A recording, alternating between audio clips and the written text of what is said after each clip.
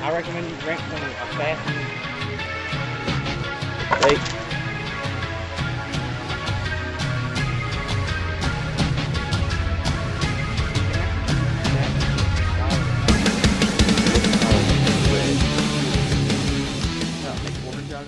Y'all. So, like I said, seasons are rolling around. Doing a lot of hunting right now. Primarily predator hunting.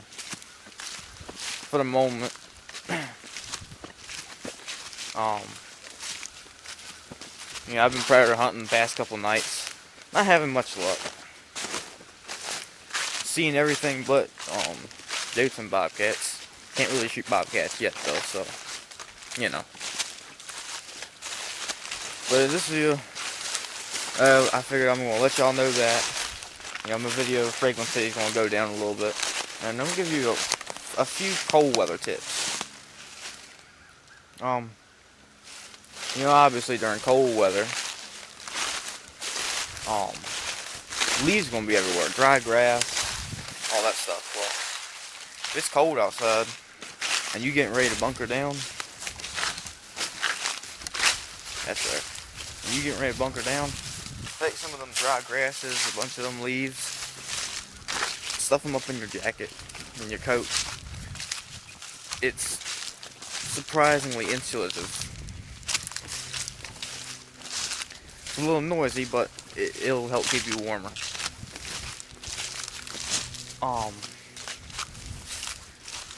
Instead of like you would in the summer, just taking fan-shaped leaves and piling them on top of your shelter, just throw a ton of leaves on it. I mean, as far as insulative materials in the wild goes, the leaves are my favorite insulative material. Because leaves are actually surprisingly fire retardant compared to what you think they would be. You'd think they'd go up like gas, but they really don't. They're hard to light. Easier to light than wood, but you know what I'm saying.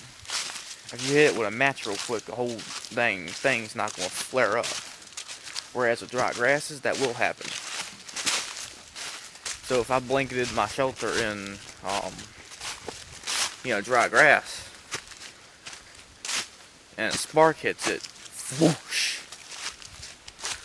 Whereas if I use leaves, the spark hits it, it may not ignite. Or if it does, I've got time to, pad it out. You shouldn't have your fire close to your shelter anyway, but safety precautions. Leaves also make an excellent bed material. If you're surrounded by a bunch of cattails, that material works great as a stuffing material.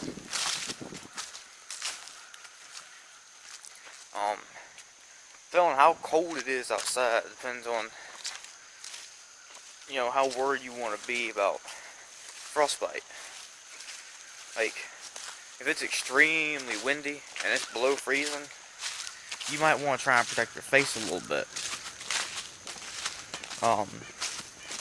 What's the thing I was getting ready to say, but it just slipped out right out of my mind. Oh yeah. If it's cold outside, around freezing or a little bit above freezing, and you're going to be out for a while, more than a day, in other words, you're not coming home that night, do not sweat. You sweat, you die. If you're moving around, you got your big coat on, and you start getting warm, take that coat off. Keep taking stuff off until, you're not sweating, you're not hot. Don't completely expose yourself to the elements, i.e. frostbite and stuff like that. But you don't want to sweat. If you sweat, that moisture can conduct the heat away from you faster than you're creating it. Because here's the situation. You got lost, you're out walking, you kept your coat on because you didn't want to take it off. Okay. Now you're hunkering down in the shelter and you're freezing to death. and you die of hypothermia.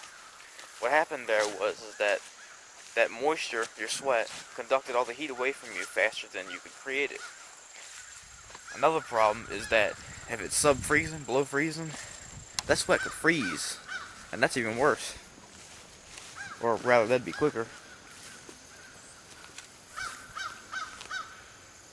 Here's where something got killed. Bunch of feathers everywhere. Oh, a little bit of feathers. Or no, that's not feathers. That's fur. Might be a rabbit. Something along those lines.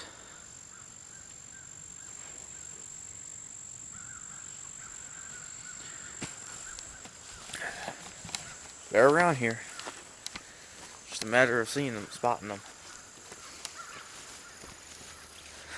Anyway, stuff like this right here. Stuff this in your jacket. That helps. Every little bit helps. You gotta remember that. And the more sheltered you are, of course, the better you are.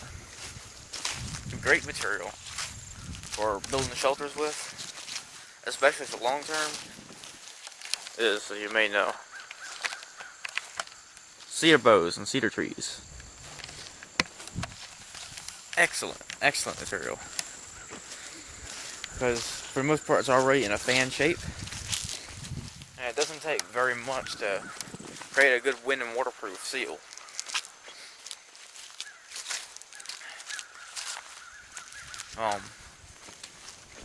I'll have to show you how you can build a fire that will literally burn all night.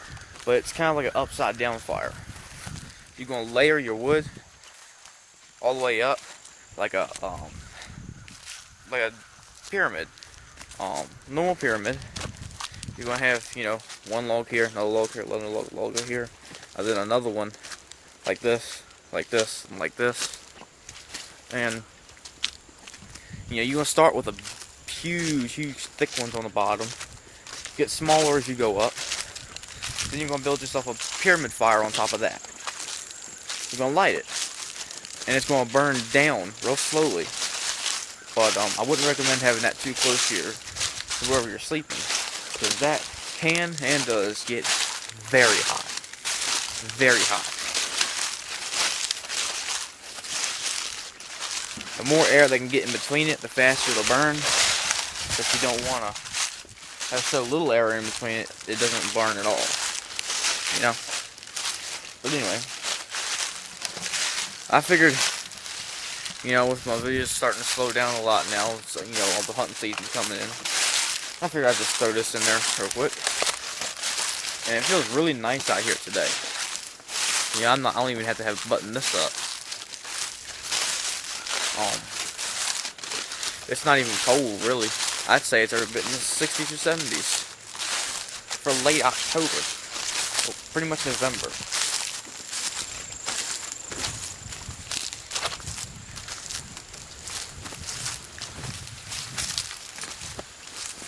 The weather around here is weird as it can be. And, curious. Can any of you recognize this? It's been irritating me for a while, because I see it all over the place. Little red berries. Here's the branch. I know some of you can look at the little buds, you can tell.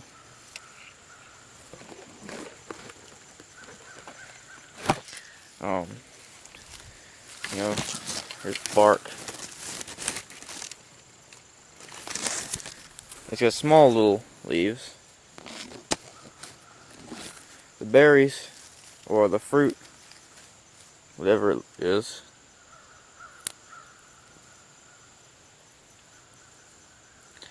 it's got some seeds inside. Not sure how many. Looks like 3 or 4. I'm trying to look at it with the camera.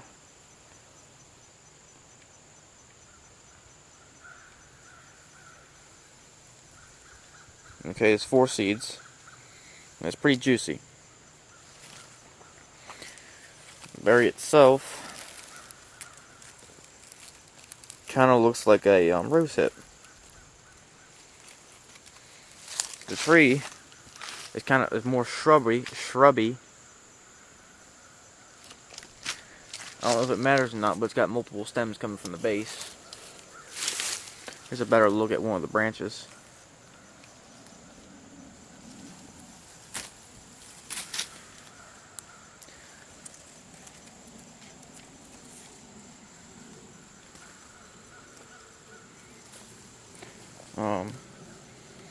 Let's see if it has any kind of a unique smell to it.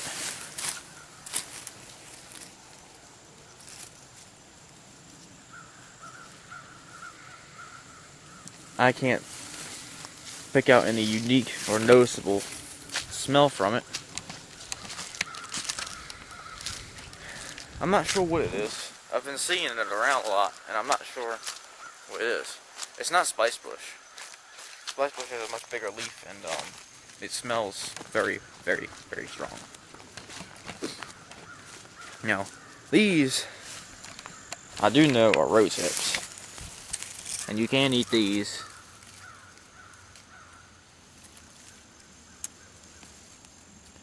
But like I said, these ones are tart this year, and I don't really want to eat them. I'm not in a survival situation. I don't gotta. Don't wanna, don't gotta. But yeah. So if you enjoyed this quick little video, yeah, whatever killed that was definitely a coyote, because I see some coyote scat right here.